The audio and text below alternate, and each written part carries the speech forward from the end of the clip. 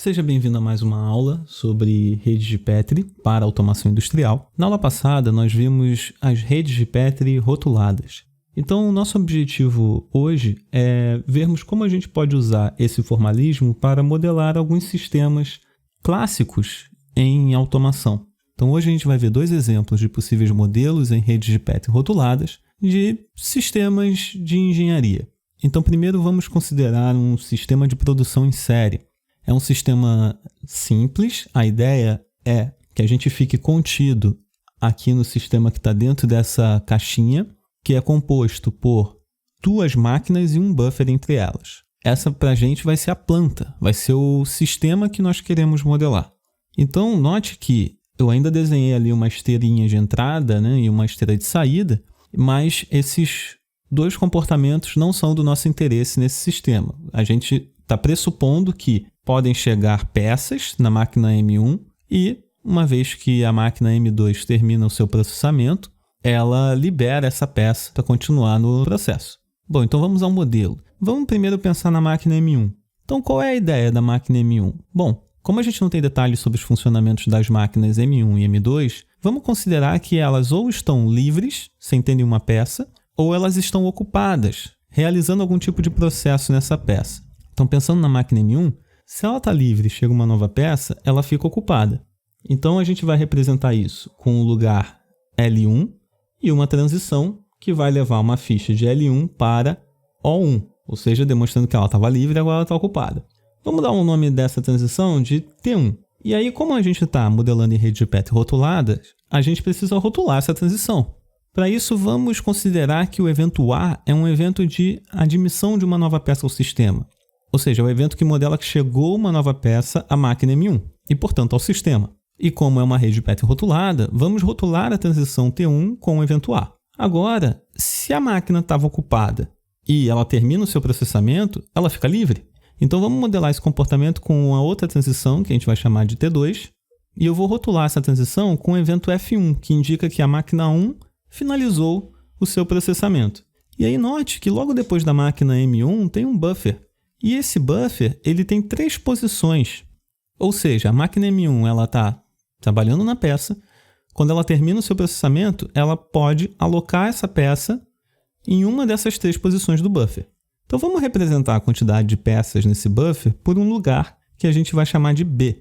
Então toda vez que a máquina M1 ela termina o processamento, ela pode depositar uma peça no buffer.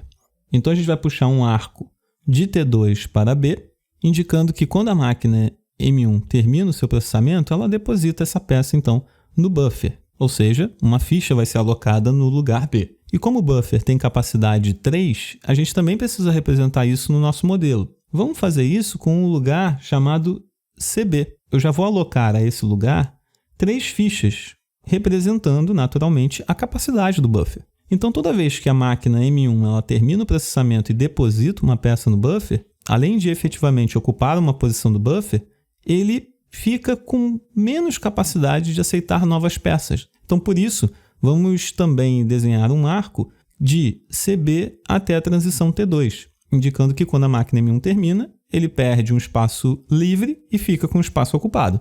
Agora, até para a gente terminar o modelo do buffer, é necessário que a gente modele a máquina M2 também. Então vamos para o modelo da máquina M2, que vai ser um modelo muito similar ao da máquina M1. Então a gente vai ter a possibilidade de M2 estar livre, que a gente vai chamar de L2. Se ela começa a processar uma peça, ela fica então ocupada, até o momento que ela termina esse processamento e volta a ficar livre novamente. Então esses dois comportamentos serão representados pelas transições T3 e T4, que a gente já vai rotular. Agora que a gente tem a estrutura do modelo de M2, vamos ver como ele se relaciona com o modelo do buffer. Qual é a ideia? Se M2 retira uma peça do buffer para começar o seu processamento, o buffer volta a ter aquele espaço disponível para uma nova peça novamente. Então vamos representar esse comportamento criando um arco de B para T3, indicando que quando a máquina M2 fica ocupada, isso significa que ela tirou uma peça do buffer. E vamos desenhar também um arco de T3 a CB, também para indicar que quando essa mesma peça é retirada do buffer, o buffer ganha mais uma capacidade, ele fica com mais um espaço livre para receber uma nova peça. E aí vamos fazer o seguinte, quando a máquina M2 começa o seu processamento, a gente precisa de um evento para modelar o início de processamento de M2 e a finalização desse processamento. O início nós vamos usar o evento I2 e a finalização vamos usar o evento D. Então a ideia é que quando a máquina inicializa o seu processamento, o evento I2 ocorre, e quando ela finaliza, o evento D ocorre, indicando que ela volta a ficar livre e essa peça deixa o nosso sistema e a gente já não se preocupa mais com ela. Então, dado essa rede de Petri, é possível a gente destacar quais redes modelam cada um desses comportamentos. Então, vamos destacar aqui em verde o comportamento referente à máquina M1, aos lugares L1, O1 e as transições T1 e T2. Destacar o buffer aqui de lilás, que faz parte do buffer, né? Os lugares B, CB e as transições T2 e T3. E o que faz parte da máquina M2, nós vamos usar a cor vermelha para dar destaque a ela. Então, o modelo que corresponde à máquina M2 são os lugares L2 e O2 e as transições T3 e T4. Então, aqui repare que existem interseções entre cada um desses modelos, né? Ou seja, existe uma interseção entre o modelo da máquina M1 e o buffer, e entre o buffer e a máquina M2. E são essas interseções que fazem com que esse sistema seja acoplado. E bom, uma vez modelado esse sistema, a gente poderia ter feito isso anteriormente, né? Vamos definir também o conjunto de eventos que nós usamos para rotular as transições. Então, o nosso sigma vai corresponder aos eventos A, F1 e 2 e o evento D, que são os eventos que podem ocorrer nesse sistema. Ok, esse é o modelo, então, desse pequeno sistema em série de manufatura. Vamos agora, então, pensar em um outro problema. Vamos imaginar que nós temos dois processadores e um espaço de memória que eles precisam compartilhar. Então, a ideia é que os processadores vão ter 3 estados cada um. Ou ele não precisa de memória, né, tá lá de bobeira, ou ele requisita a memória, porque chegou alguma tarefa que precisa ser processada, ou ele está usando a memória, porque aí o acesso à memória já foi concedido e ele agora está realizando esse processamento. Então vamos fazer de forma semelhante ao que fizemos no modelo anterior. Vamos começar com o modelo do processador 1. Bom, como já foi nos dado os estados desse processador, fica um pouco mais fácil da gente criar um modelo em rede de Petri desse processador. Então, para isso, vamos considerar 3 lugares, cada um indicando um estado desse processador. Então, a gente vai ter o lugar I1, o lugar R1 e o lugar B1, que indicam, respectivamente, que o processador está livre. O R1 indica que o processador fez a requisição para usar a memória. E o lugar B1 indica que ele está, de fato, usando essa memória. E aí, naturalmente, você passa de um estado desse para outro de acordo com ocorrências de eventos. Então, vamos representar isso também por transições. Então, a gente vai ter também 3 transições que conectam esses lugares. E aí depois a gente introduz os eventos. A forma do modelo em rede de Petri do processador 2 vai ser semelhante à do processador 1. Então a gente também vai ter 3 lugares, vamos ter também as transições conectando a esses lugares. E aí a diferença é que eu vou chamar esses lugares de I2, R2 e B2, indicando que ou o processador 2 está livre, ou ele requisitou a memória, ou ele está processando a tarefa que foi enviada para ele. Ok, vamos então agora dar nomes às transições. Então eu vou chamar as transições do processador 1 de T1, T2 e T3, e agora a gente precisa rotular essas transições. Então eu vou chamar o evento de requisitar a memória pelo processador 1 de R1, o evento que indica que ele ocupou, né, teve acesso a essa memória de M1, e o evento que indica que ele finalizou o seu processamento de F1. E vou transpor essa mesma ideia, essa mesma lógica para o processador P2. Então, em P2, a gente vai ter as transições T4, T5 e T6 rotuladas por R2, M2 e F2. Então, nesse momento, note que o modelo de P1 e P2 estão prontos, né? Se eu colocar uma ficha em I1 e uma ficha em I2, você pode perceber que esses 2 modelos eles iriam funcionar de maneira independente, né? Não tem nada a priori que estaria impedindo esses 2 modelos de funcionar. O que está faltando é exatamente a interação desses 2 processadores com a memória em comum. E para representar a memória em comum, nós vamos usar 2 lugares, o lugar ML, que indica que a memória está livre, e o lugar MB, que indica que a memória está sendo ocupada, né? Que a memória está sendo utilizada. E aí, como é que funciona isso, né? Vamos pensar primeiro do ponto de vista do processador 1. Se a memória está livre e o processador 1 usa essa memória, né, começa a usar essa memória, isso significa que a memória deixa de ficar livre, né? Ela está sendo agora ocupada por um dos processadores. Então, vamos desenhar um arco que conecta ML a transição T2 e também um arco que conecta T2 a MB, indicando que quando o processador começa a usar essa memória, ela fica ocupada, né? Ela fica indisponível. E também precisamos representar quando a memória volta a ficar livre, né? Então, no caso do processador 1, quando ele termina de processar a tarefa, ele já libera a memória para ela poder ser utilizada novamente. Então, para representar esse comportamento, vamos desenhar um arco que conecta T3 a ML. Ok? Vamos agora transpor esse mesmo comportamento para o processador P2.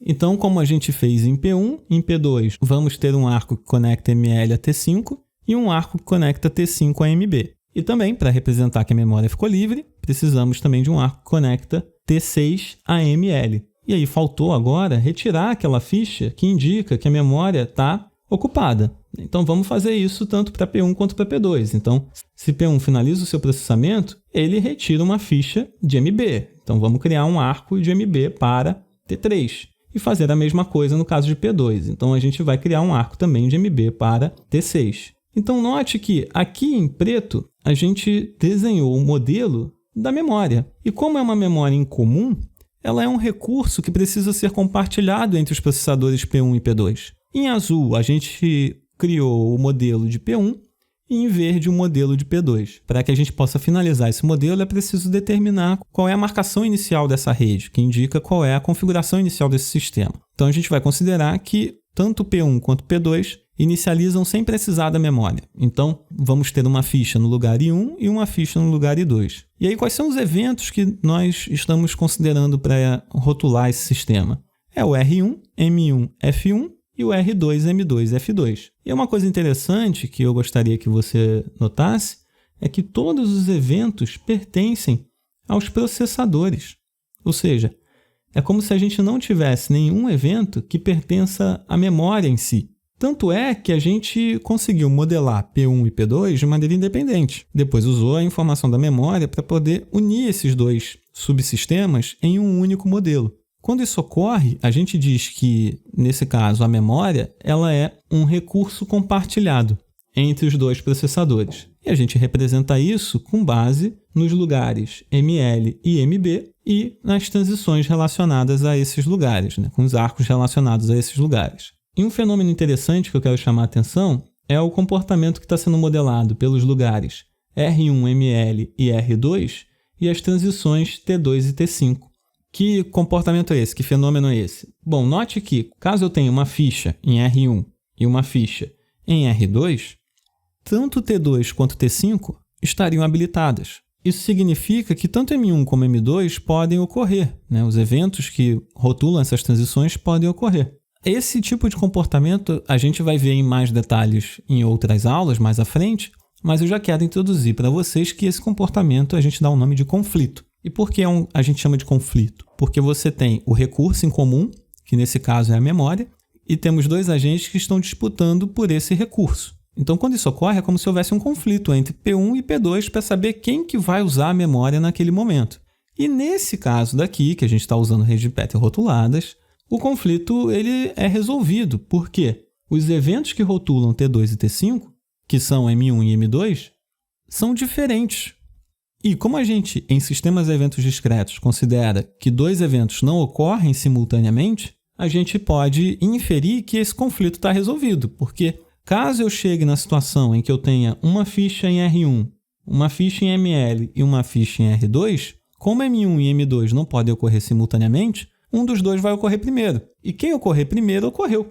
Então, ou o processador 1 vai usar primeiro a memória, ou o processador 2 vai usar primeiro a memória. Então, embora a gente tenha um conflito formado na estrutura da rede de Petri, como a gente está modelando uma rede de Petri rotulada e, portanto, estamos rotulando os eventos, esse conflito fica resolvido devido aos eventos distintos que rotulam essas transições que estão participando do conflito. Mais à frente, a gente vai ver toda essa questão de conflitos, né? Vamos classificar os conflitos e ver direitinho quando eles ocorrem. Mas, por hora, eu acho interessante mostrar para vocês já o comportamento em que a gente tem um recurso que é compartilhado. Então, no primeiro exemplo, esse recurso era o buffer, que era compartilhado entre as duas máquinas. E nesse segundo exemplo aqui, a gente tem também a memória que está sendo compartilhada entre os dois processadores. Bom, e na próxima aula nós vamos ver mais um sistema que tem um recurso que precisa ser compartilhado entre dois agentes e como que a gente vai modelar esse sistema também usando redes de Petri rotuladas. Até lá!